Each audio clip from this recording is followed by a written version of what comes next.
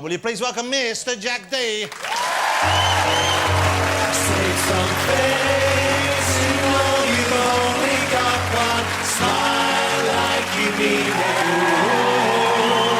Ooh, smile like you mean it. How nice to see Jack back on the show. You've been on, I think, more than any other guest. You've been on like every other series we've had. I have. I think this is the seventh time. Wow. Someone said, well, well, congratulations. Let's see if we can get it right this time. Yeah. Yeah. Just ask me the right questions. Hey, you know, you're looking good. Were you comfortable back there? Because that is a somewhat testosterone. The testosterone is dripping off the walls in that room. It's unbelievable. And then Daniel and Russell walked in. It went up a bit more. Yeah. A lot of women very excited tonight. Are there? To be here, yeah. How do you know? How can you tell? You're not the sort of person who can see that sort of thing. No, you can feel it in the air, yeah? as Phil Collins would say. Are you a big Phil Collins fan? No. Well, I'm glad you're out of the room then, because now you can relax, because let's face it, I'm no threat, because we're about the same age and we're about the same... You know, obviously I'm more attractive than you, but we're similar sort of fellas, you know what I mean? It's like, we don't have to compete with those. We can't compete Different with approach, I can't, I know. I just, you know, these people... It's a different generation. They're the new ones coming through, aren't they?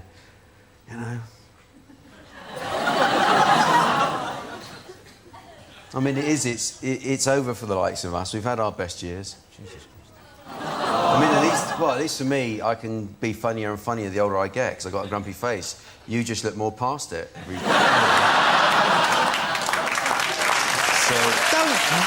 Don't clap that! You'll miss me while I'm gone. Anyway, enough about me. Yeah. Yeah.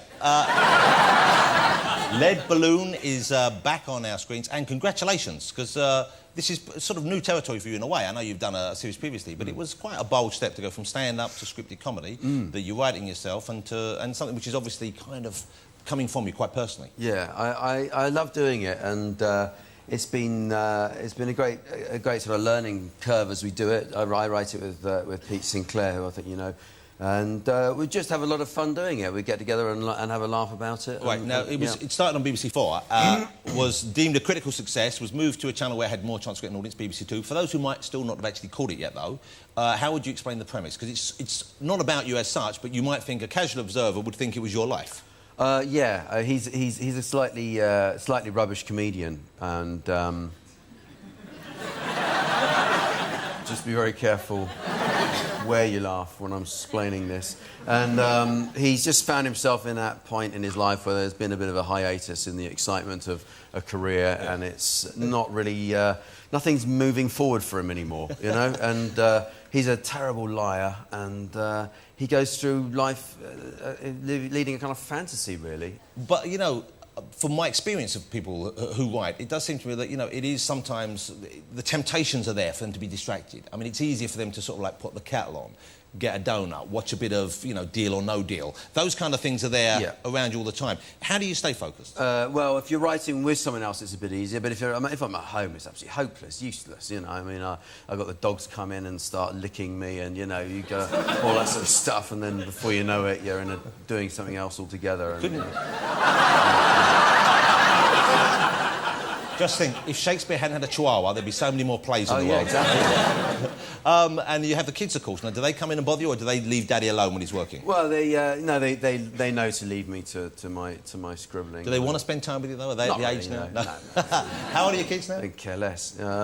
I've got two boys who are 9, and my daughters are 14 and 15. Wow, so a couple of teenage young women now. Yes, exactly. So they're, yeah. And so what's your relationship like with them now? Is it still one of, you know, just unbridled love and joy in each other's company, or has it got to the stage where they find you a little bit of an annoyance? What's the... I mean, you know, lovely relationship. I'm very, you know, close to them. I've sent them all off to boarding school, so I've never seen them. There are moments, I'm sure, when you're tempted. Yeah, no, it's you know, we just we have a lot of time and together, but I'm just driving them all over the place. That's what I do. I mean, it's pathetic. I'm just you're probably a taxi driver as well. Do you do this at the weekend? You drive them off to, you know, sports at the weekend, and they wait around. Oh, I see. You mean like the home service? You just drive them out? Get back in the car, and you know, the other day they got in the car. I actually rang my wife and said P.O.B. So that's how sad it's got.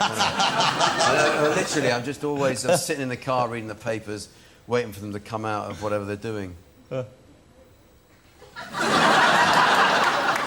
was it maddening for you in the period when you weren't on TV, when you weren't and thinking, OK, I can do this, I'm as funny as many of the people I see on stage or TV? Did you ever feel frustrated by the fact that you didn't have an outlet for that? Not at all. No, I wasn't sitting around thinking, when am I going to be a professional comedian? Because even though I was, growing up, the most important thing was to have a laugh, really. Where I grew up in a sort of working class family, as long as you had a job or did right by your family, it was having a laugh that was important. I came from a family of people that were mucked around and teased each other, and at my dad's funeral, okay, we were all there, and the vicar started the speech about my dad, and of course we were crying. I could hear all my nieces and sister-in-law, everyone sort of like crying. But I came prepared. I came with a packet of those tissues, and I sort of handed them out. Then I could hear them crying, and then laughing because I'd written on all the tissues, "Stop snivelling." And "You snotty cow." And then they thought we were mental. But that's a nice thing to do, in actual fact. Of course, fact, yeah. to undercut a thing like that. No, of course, yeah. Which was obviously genuinely, a sad day. Yeah, well, but it's it's my dad was 83, and it comes to all of us. When I said naturally funny, I meant you have your moments. Yeah. OK, extras, I really grew to love. Early on, I didn't like it as much because after The Office... Because you weren't in it. But, I really got like it. And now, I didn't think I'd be saying this, but I really would like a third series. But you're not doing a third series. Rather like The Office, you're bailing out early, aren't you? We're doing a special, yeah. I've got an idea for you for the special. Go on. They go on holiday to Spain. So what is it again? I'm sorry, I honestly drifted off then. Go on, Go on, so what is your plan for the extra special? I don't know, we haven't written it yet. You must have an idea, though. I'll do one of those things, those people go on game shows and they ask their fiancée, will you marry me? And because she's so intimidated not to embarrass them in front of the audience, John, will you be in extras? Chatting the case. You know what I like about John is Johnny's a huge star. What I like about that is, that's how interesting this interview is, they were actually chatting. You can't even get their attention, and they're coming on this show. What chance have you got if people have got remote control at home? Right, listen. You're doing a new thing with Stephen, aren't you? You're going to do is it a drama you're doing next after this? Well, we're writing the extra special, and then next year we want to do something a bit more. The things that have excited us over the last few years. Can I stop you there? Because we put up a picture of Stephen Merchant and people just started laughing. Which doesn't show you in a good light, I'm afraid. Well, to be fair, he's in character and he's making himself look gimper than he really is. But not much. Sorry, Stephen, I didn't mean to say gimper than you really are. I was pointing out that you were sort of doing a funny face. Oh, no, he's not. No, that's not. That's imposing. Well, welcome back on the show. It's lovely to see you again. Lovely to see you again. I'm delighted to say Steve Coogan. I haven't seen you perform live for years. For years and years and years and years. And Steve Coogan is back. He's going to be doing a big live tour in the country. And I'm very excited about this because I wanted to see you do this again. I'm assuming it's a lot of new material. Is it any new characters? What can you tell us about the tour? It's all the... I'm doing Tom Saxondale, which I've not done before. Tommy Saxondale. So you've never done him live? No. But I'm doing Paul Calf, Pauline Calf, Duncan Thickett, and Alan Partridge, of course. And I'm doing me as well at the end of the show. What's the tour called? It's got an amusing title. It's called Steve Coogan Presents Alan Partridge and Other Less Successful Characters. Okay. Because there was a mixed level of popularity with all these... Yeah, there is. You have to sort of build up to... I mean, there are sort of Paul and Pauline fans out there, but obviously Alan's the kind of my hit singer. Well, I've always loved Paul and Pauline Calf. Okay, obviously I love Alan Partridge, but I'm wondering whether you favour characters or prefer doing characters which maybe aren't the most popular ones. I do like doing I do like doing Paul Calf because in fact when I do him on stage it's like having a rest because I just behave like I'm slightly drunk and just sort of mouth off about things. Well, it's not a big stretch for me. I've always thought, can I just be... Because you're not a bad-looking fella, Steve, but I've always thought you look really good with the Paul Calf hair. I think you should wear that just yourself on that day. Yeah. The mullet. Yeah. The problem is, because these days, because of postmodernism, like, anything goes, right? So you try and wear clothes that are crap, and you realise that... I mean, he used to wear like a thin tie and a sort of thin lapel jacket, and that's what all these sort of... These young pop star hipsters are wearing these days, so it kind of spoils it. Don't go looking out there for them. We've got a bloke with big bollocks and another bloke who's got a canvas bag with a banana in it. You're not... This isn't hip centre right here. No, it's not. But, that's your audience. There's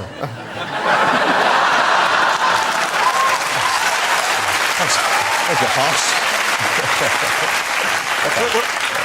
We're evens now. Let's be friends from now on. Okay, It's easier. Be nice. All right. So the tour is I know it's sold out pretty much already, but you're doing one big date, I believe you're doing at the O2 Centre, where of course Stevie Wonder's playing this very weekend. Now he sold out in seconds. I mean the tickets there sold out in just I believe the minute they were announced there were tickets, it was gone. Yeah. He could have filled that place 20 or 30 times over. Yeah. How are you doing on the sales for the O2 Centre? Just curious. Just curious. Sold out already. Not sold out. They're not gone on sale yet. They're not going on sale. And we have. In fact, the reason we put the date on at the O2 is because all the other tickets were sold out. Because all the small venues, demand. all the small venues were sold out. So you're trying your luck with the Stevie Wonder style venue. Apollo has sold out. So with several dates, and so we're putting in the O2 to satisfy the huge demand. Huge demand. But it's not sold out yet, I imagine. It's not on sale yet, Jonathan. But when it goes on sale next weekend, I'm sure that within minutes, Stevie Wonder hours, doesn't know this yet. days. He's touring in about 10 years' time. They're sold out already. He hasn't even confirmed the dates. Okay, They're sold out. Look, I've come to terms with the fact that I'm not as big as Stevie Wonder. In so many ways. What's that even mean? I'm just guessing, Stevie. I'm just guessing, OK? That wasn't me looking through the dressing room window earlier, I promise. It was Titchmarsh. And you do a big song at the end. Yes, I do. And this sounds to me, from what I've heard, and I read an article with you in one of the newspapers, one of the broadsheets, it sounds like it's a bit of a rude song. It's rude. It's probably got the rudest word in the English language that's said over and over again. Like,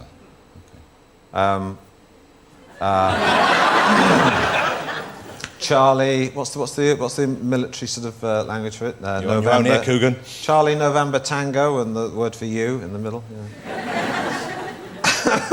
You do a song about King Canute. In a manner of speaking, yes. See you next Tuesday. That's what we're talking about here, isn't it? Yeah. OK. Are you concerned about doing this? Are you worried about the reaction it will have? I'm not really, because it's sort of like, I think the thing is, like, I really like to... I'd rather sort of go down in flames than say people like I'd sort of gone sort of off the boil. So I'm going to be doing some quite sort of risque things. There's some fans of mine who like my stuff on Radio 4. You know, Radio 4 people who... They don't like vulgarity, they like cleverness. And there'll be a lot of cleverness in the show, but there will be lots of... Smut. Good. For people like me. For people like you. First time I met Steve Coogan many years ago, and I didn't really meet, it wasn't a big auspicious meeting. For some reason I was roped into a Royal Variety performance, and as you know, I don't have really an act, I was there introducing someone. Steve was on, and this was before he'd gone away and seen the light and come back doing character comedy, and you were doing straightforward impersonations of the old school, weren't you? Oh, yeah. Do you remember, I think you even did Frank Spencer on stage. I did do Frank Spencer, and ironically, as a kind of this is the impression you're not supposed to do. But people were just enjoying it. They were just enjoying it because it was Frank Spencer. It was a bloody good impersonation. I know, yeah. Could I trouble you for a bit of Frank Spencer? Put it over there or do it in the morning. But that's what we like. I've got to be honest with you. I've got to tell you, actually, Jonathan came to my 30th birthday party, and what really made me laugh was that my dad was there. My dad came up and said, Jonathan said, "You must be very proud of your son. He's done very well." Hold on.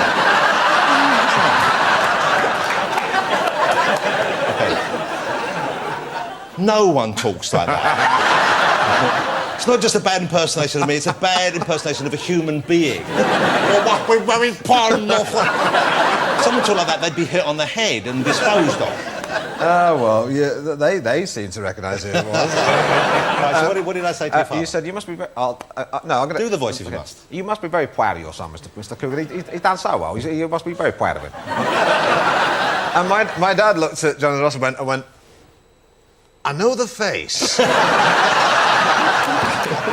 did you start stand-up? When did it first occur to you could do it? Well, I started it in '99. It was the first time I ever did it, and I sort of crept out of the family house. So how old were you then? I was 19. You're about 18 now or something, aren't you? No, I'm 29. Wow, he's a young-looking 29. Have you been to a Gordon's bloke? Have you had a little bit... have you been tightened, or... I haven't been tightened. I've been tightened. Or something, or... No. Pumped up, or whatever. What did you have done? He had lubricant injected into his face or something, I don't know. You could fit a deck of cards in his face still, though. I think you look lovely. You look very handsome and lovely. Okay, now, I've noticed that a lot of you... Well, we mentioned your appearance. Yes. You're a handsome young man, and I know you have quite a following. Oh, yeah, you Yeah. do. You have the young ladies love you, and some of the young fellas as well, I'm sure. Yes. Okay. But you... but it's a nice thing. It's a nice thing to be considered attractive. I guess. Do people sort of, you know... I'm not, but I've got a lazy eye and really lanky teeth. So it's kind of like, look, I just get bullied all the time as at school for my lazy eye, right? I'm sorry to hear that. Well, you know, and my dad, right, like, kids are really cool. Look at him, he's obsessed with his nose. And we're like, who said that, right? And I did that thing. I went to my dad for advice, and I was done that, and Dad, I'm getting bullied. I used to cry a lot. I look like a Picasso in the rain. And I said, Dad... Hold on, give us a sec, because we're all choking up with emotion. You know, but it got even worse. My dad would say this to the bullies, and they'll bully you no more. What did your dad suggest you would say? Well, I had to go up to them and go, bullies, how can my eye be lazy when it wanders around so freely? I think you'll find, bullies, it's an imaginative eye, and the beating just... Who was your father, Sir Francis Drake? Why was he speaking in Jacobean verse? He doesn't feel like that. I don't know why I came in. My dad would be sat at home going, I didn't say that. So now, what kind of... Where do you look for material? Because a lot of this stuff I notice is kind of like stories. It seems to come from your life a lot. Are they true stories that you embellish, Yeah. or do you just make them up from scratch? What do you do? No, I kind of... a bit of both, really. Just stories and kind of seeing people and sort of travelling about. I'm quite good at being awkward. That's my major skill. So I'll make a fool out of myself and then retell it, and it's funny. Like, the other day, this doesn't pay me in a particularly good light, but I was hiding underneath my brother's bed, right? Because I'm staying with my brother, and I thought it'd be really funny. Creep under his bed. I know I'm 29, it's pathetic, but I'm under his bed. And how old is your brother? My brother's 27, right? I'm kind of under his bed, and I'm giggling in anticipation, because he'll fall asleep, I'll scare him, hilarious, right? Now, he never brings girls back, right? Yeah, exactly. All of a sudden, very different. Thud, thud, and you're underneath the bed going... Because how can you get out of that situation? You can't pop out. So my decision was to crawl away, right? So I started crawling out like this. And for some reason, I looked back at the girl. I've no idea why. And she caught my eyes, and I just looked at her and went, hello! And what was weird about it, like... What was really great about it is she looked at me and went, hello! And my brother, in the middle of the sex act, went, hello! And after that, it just got a bit weird. Okay, well... But that's my skill. I'm very good. Yeah, but it shows that you're obviously a very close family. He wasn't cross with you. He wasn't... But that's it. It's kind of that thing of that's, I guess, where my comedy comes from. It's just situations where you go, that'll be a laugh, and then it kind of is in the retelling, but I don't look good, you know? But you're quite young at heart, obviously. You're obviously a young-minded person, because as I said, you know, a lot of people, when they get about 29, they get a bit grumpy, but you're obviously still enjoying that. Well, I just, you know, I've got no time for cynicism, really. I just think, you know, we've got one chance to live. We all want to be happy. We're all going to die. Might as well go for it. Try that to the Buddhists. Absolutely. Well, nice reference. But my take on it is you could be a slug. When you think about it, it doesn't matter how depressing you're. Like, imagine actually being a slug. You look like a turd. You're covered in slime. All you do is drag your... But that's depressing. You can't even cry. If you do, the tears will melt your face. That's the book, and I've enjoyed the book very much. It's a great read. Did you mention in the book, you talk about some of the jobs you had before you decided you wanted to go to showbiz, when you were in those, when you were at school also, but afterwards, some of the worst... What were the worst jobs you had? I've done every job. I was driver's mate. Driver's mate is where you sit in the cab. Yeah, and you accompany the driver on his journey And while what we is the delivered purpose? conservatories. It's to keep him awake and to direct him on the map. So you're navigating. Yeah, and I am awful at directions.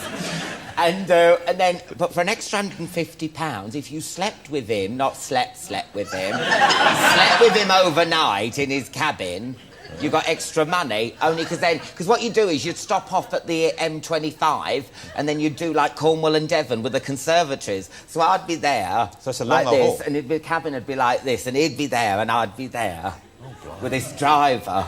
And I don't think he got much sleep.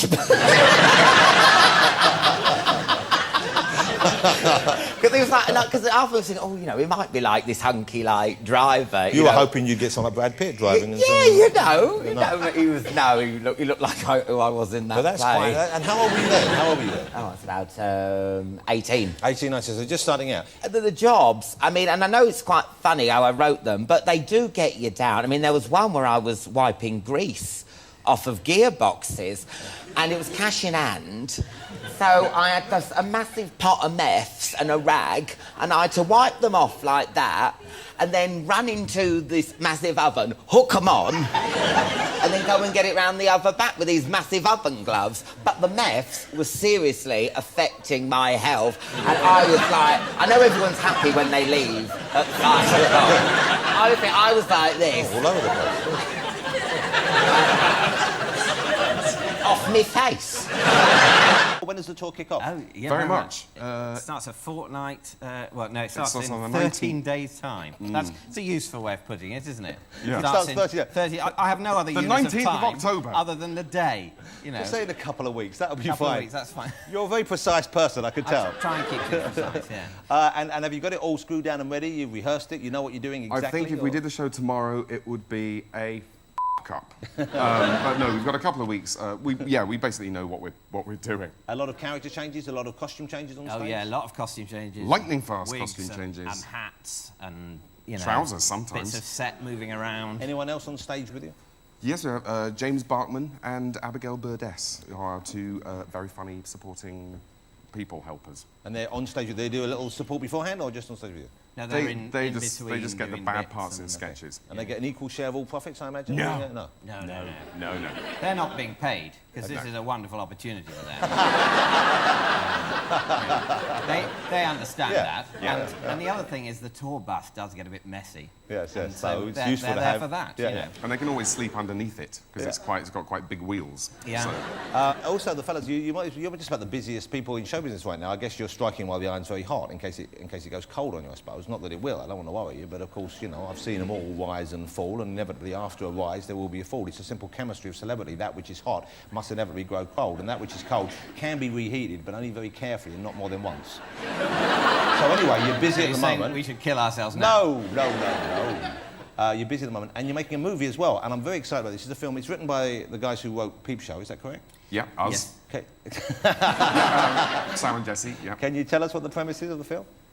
It's about two magicians who were a fairly successful magician double act, and then they fell out when David's magician cut the head off his assistant wife after he discovered her sleeping with me, the magician. So he actually cut it off. It wasn't a kind of clever trick. He did, but we didn't know. It was supposed to be a clever trick. We don't know whether it was murder or accident. Murder or accident. Accident. It's a bit like Quincy, really. Murder, accident. And then, but they get together 4 years later because they're both sort of on their uppers, and because they need to win a magic competition for the money. Let me ask you about solo work. Because, David, you've been on any number of other TV shows, and at the moment you're kind of a regular on at least one panel show I'm aware of. Is that right? Yeah, I'm on a show called Best of the Worst on Channel 4, and I've been on lots of them, and I like them. You like them because you're good at them and you can show off on them? Yes, thank you very much. You can, but you are very good at them, and you're a bit of a show-off. Yeah, well, I mean, you know, we're all show-offs, aren't we? Well, not... Look, we're sitting here, pretending to have a chat, like this is how we chat, and there are hundreds of other people there, and it's being broadcast. That's not the behaviour of normal people. It's not normal. You know?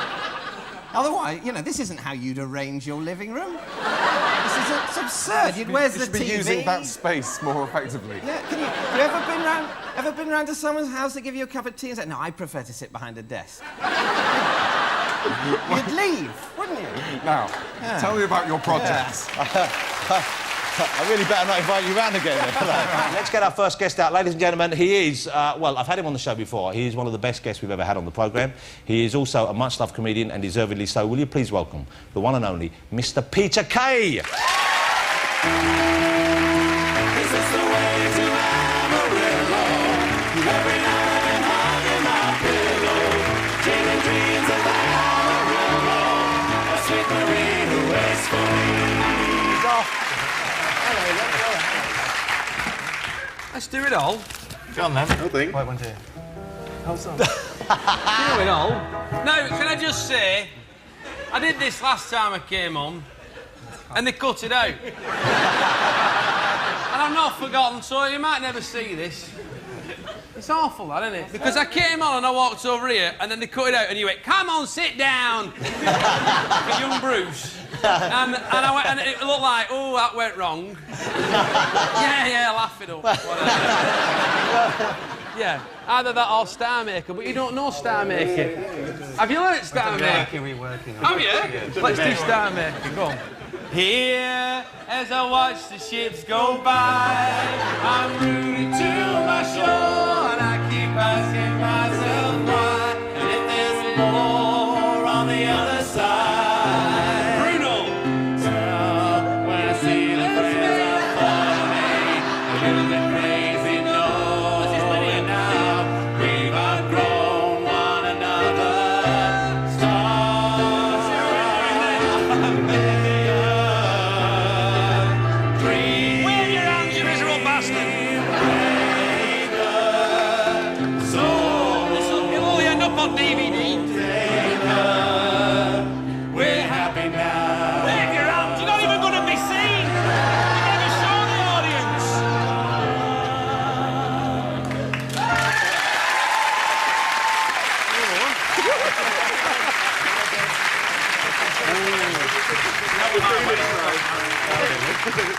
How did you come over here? Let's play about with the format.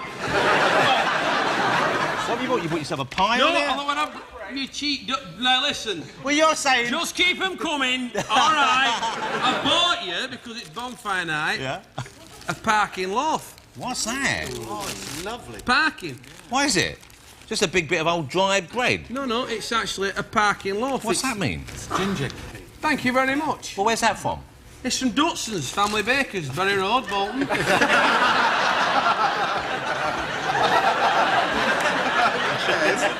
Not that you'll be going, you'll need a tetanus. Is it? But, not because it's Dutson's, because it's him. Is it good food? It's Do lovely. you want to have a bite? I'm not sure. It looks a bit... It's fresh today, it's brand new, have a bit. Taste it. It's bonfire night, man, get in the mood. Never mind, it's Monday and this is a pre-record. Because of bloody Pierce. A bit stale. Don't say that. It tastes to me like you bought it on Monday. Come on, come over here. no. Put it down. Let's just... Come on, come over. Do a little bit of Amarillo in case the cook's down, mate. All right, a bit of Amarillo. When the day is dawning on a Texas Sunday morning, how I long to be there with Marie who's waiting for me there. Every lonely city where I hang my hat, God love you, it's never pretty as where my baby is at. Is this the way to Amarillo? Every night I've been hugging my pillow, dreaming dreams of Amarillo, and sweet Marie who waits for me. That. No! Do the big, you gotta do the bit with they get involved. What's that? What? La. Okay. Yeah, man. Go on then, we'll do that bit. No, wait. Yeah. Oh, wait. I've still got cake all over my teeth. Stop being a drama queen. La. La la la la la la la. La la la la la la la la. La la la la la la la la. With sweet Marie who waits for me.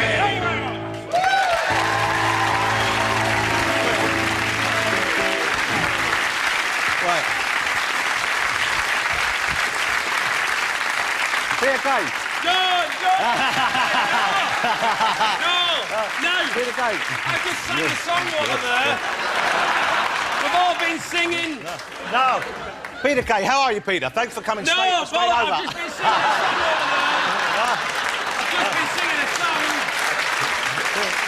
I bet you we can still edit that out. If you edit that out, I bet we can. Swear, All right, how much do you no, bet? No, that's not fair, that. Because it's always edited in your favour, this programme. What do you mean? It's a bloody good sing-along there, that with it. And don't go sticking it on DVD as a special feature. That'd be... We might leave... You've got to back me up there, lads. Yeah. We're with Peter. What's that called? The barn cake, or what is that? It's called a parking. A parking? How much is parking? £4. I'll have some treacle toffee then. It's quite nice. That's a bit of a parking joke, that. Well, everyone's still recovering from the singing, and frankly, your outburst then. It was like an outburst. You're like an angry capuchin monkey coming out there. You're like Tom, the adopted What are you saying capuchin. to me? I can't. I'm here for clips. Play them. No, you don't. I'm going back tonight. I'm in my own bed. Well, how are you, Peter? Cracking, champion. Yeah, you well? Yeah, you? Since last time you came on the show, when Peter was on the show last time, he was just about to go on tour. Yeah, I did it. It was the tour. I know you did it. It was like one of the biggest comedy tours that this country's ever seen, wasn't it? Oh. How many nights was it? 180. He played to 300,000 people, is that Yeah, right? yeah. Unbelievable. Have you seen it? No. And lots of things have happened since about 2 years since we last saw him. There's been some big events that have happened. And I'm doing him in the West End. This is different to the TV show. This is like a standalone sort of monologue to the audience. It's basically a talk on making divorce work, divorce without tears. And that's the new ambassadors in the West End. So you're actually doing that on stage? Is here in London? 4 Sundays. OK, and when people come to see that, do you think they'll be coming along thinking, genuinely, this is a place we go because we are having problems with our divorce, and then cruelly disappointed to find you doing a comic riff on the subject? I don't know. I really don't know what people will expect, because people have said to me, will you be sitting in a seat the whole time and looking at the audience like that? Which, no. So it'll be as though he's been asked to go and give a talk, to share his experience. Let me talk about the new thing you're doing. I don't know when it's going to be on TV. Is it called Cruise of the Gods? Is that Cruise of the Gods, yes. And this sounds very exciting. It's you, Steve Coogan, yeah, and many other very talented comedy actors, including a guy who's a real favourite of mine, David Williams. David Williams from who was in Rock Profiles. Yeah. He's a very funny guy. He's in the green room. There he is. Yeah. Look, what a good-looking young man. Look at him. And the idea behind this is what? I was an actor in the 80s in a cult sci-fi show. I'm now down on my luck. Steve was in it as well, Steve Coogan. Kind of like Blake Seven? Or yeah, it was that sort of Children, thing. It's called The Children of Casta. It's like a cross between Blake Seven and the Tomorrow People. I'm now down on my luck working as a hotel porter. Steve, meanwhile, has gone to Hollywood and is the star of a show called Sherlock Holmes in Miami, where he solves crimes. He's famous the world over. Right. I get asked by David, who's the head of the Children of Casta fan club, to come on a fan cruise. Right. And I'm very bitter about it, but I go for the money. I hate it. I think the fans are obsessive and it's dreadful. I get fed up. I go into the sea, and who should I see but Steve on his cruiser, looking fantastic. He thinks the whole thing's great. He comes back. They all love him, making it worse for me. So it's basically, once again, though, it's one of those comedies of awkwardness and you being... Yeah, but it's a bit more accessible, I would say. You filmed on a real cruise ship, is that right? Yeah. And you took it over for the duration? It was only you and the film crew, or...? No, we had to fit in with all the passengers. Some of them liked us being there. The Americans, oh, this is just great. You have made our cruise for us. Having you guys here is just the best. The Germans were different. They now you do surprise us. I have a photograph of you. I asked David what it was like filming you. He said it was great. He enjoyed the experience. He has a photograph. I believe you had to bunk up together. Oh, good God, what is this? Yeah, look at this. Now, here's a picture. Now, you've kept this close to your chest. Have a look at this. I hope people have seen the look on my face. I'm there against my will. Have you heard of a substance called Rohypnol? Yeah. Now, I'm not saying that Coca-Cola tasted a bit odd. We had to share. David was pushing and... What's he doing? David was pushing and pushing. He wanted someone to share with. I said, OK, I will, for once. It looks like a before and after advert for chest hair removal. Look at that. The impersonation you've done so far, the one you did of Bruce Forsyth, which is a hard guy to nail. You do, and this is remarkable because I think you're doing well enough to be like just to do this if you wanted, and yet you actually do mainly the acting. But the impersonations, I think, are as good, if not better, than anything Mike Yarwood ever did. Yeah. Let's have a Who? Hugh Grant. You do Hugh Grant. Oh, Hugh Grant. I'll do it to the camera because they're ready. Gosh, so John, how's that gorgeous girlfriend of yours? I thought I might, sort of skulk around outside for a while and maybe try and meet Kylie. Excellent. That's fantastic. You all right? Kylie likes it. Is she? I think you are.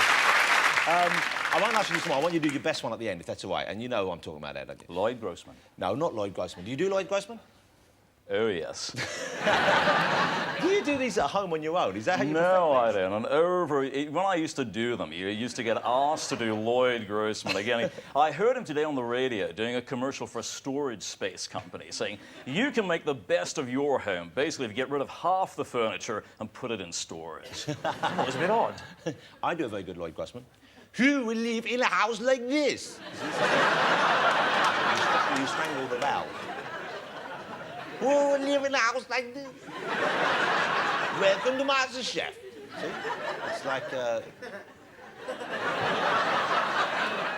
The best impersonation you do, I think, is Tom Jones, of course. How do you do Tom? What's the Tom Jones key to impersonating? Well, the main thing... Can I stand up? Oh, yeah, please. Is you've got to bulk up a bit.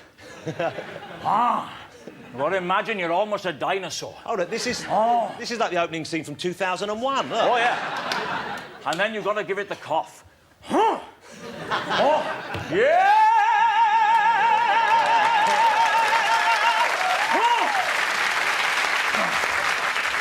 Look at round this way? Yeah, that's all right fine. then.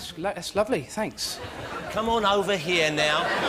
Lee, come on, shift up. Oh, sorry. You don't mind me saying you look like a monkey, do you? Hey, no. I mean, I don't mind. Couch is slippery, though, isn't it? Look at that. It's like a jellyfish.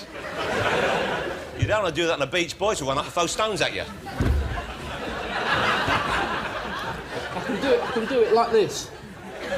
Go on, Jonathan, you're all right. This is like some sort of demonstration on Richard and Judy, isn't it? The bloke's going to come on and check your nuts for cancer and everything else. You don't do that. What's follow? Hello, yeah. I don't know, he said it. I never said a thing.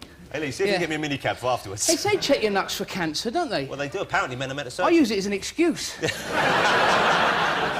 Well, talking of nuts... What's going on? Here we have the sperm, and here the female sperm. And when they join, we take the geno, which is the hair geno, and we put them together like so, and then we get this demonstration right here. You know, what are you doing now? You must be a nightmare to live with. Are you like this at home? Yeah. Do you calm down ever? No, I don't. Where does this energy come from? Well, you're sitting too close. Now it feels it's broken down the normal relationship, host and guest relationship. Oh, I'm sorry.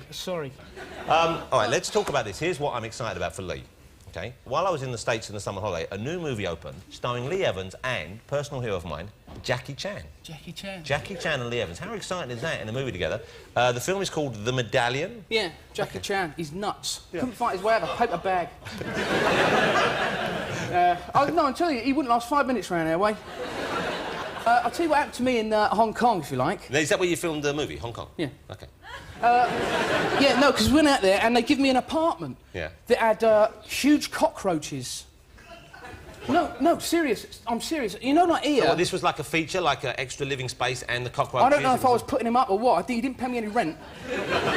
How big were they? Huge. You know, like here, you step on an insect. Yeah. Like, you go like that and it's dead, right? But over there, you step on it and you go... I mean, they're like massive. I opened my kitchen door, I swear to you, this is actually a true story. You can ask my wife, because you know Eva. Yeah. And I opened the kitchen door, and I tell you, there was the biggest cockroach you've ever seen sat in the corner with the contents of the fridge, like that, just sat there. Like...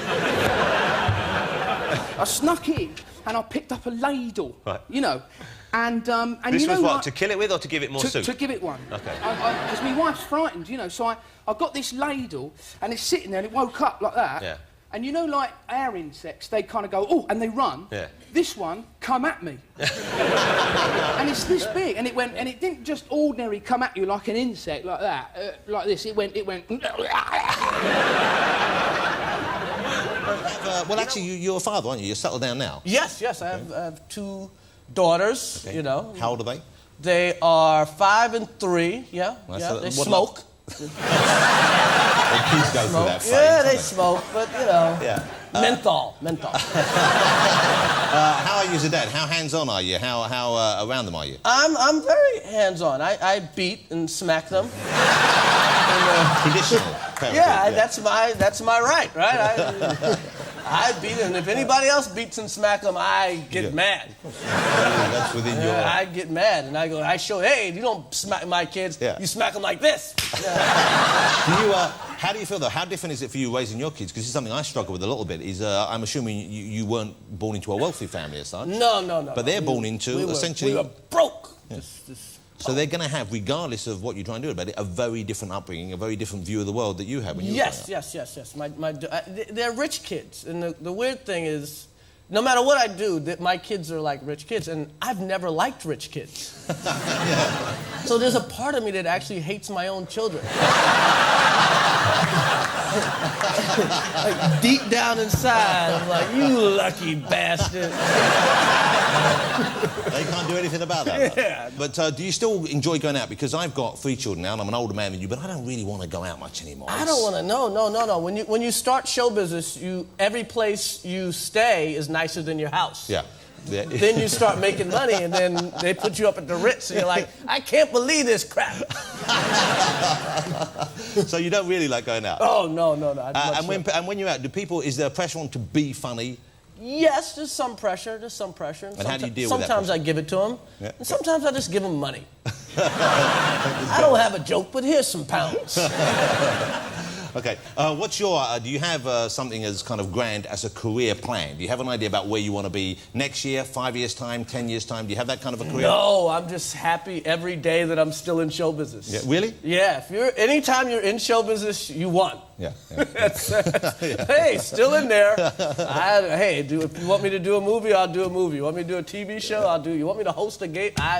Do I get to stay in show business? Yeah. Thank God. How long do you think you would be doing stand-up for? Do you think there's a kind of a life... I recently read, over Christmas, I read a fabulous book. Steve Martin brought a book out about his stand-up career. A brilliant book, and it really kind of made it clear to me as why he gave up doing that. Do you think there's a period when you wouldn't want to be doing stand-up anymore? No, I like doing it. I got to get out the house. You know, Steve Martin just got married. Watch, he's going to be on stage soon. Steve Martin's on tour for the first time in 20 years. I wonder why.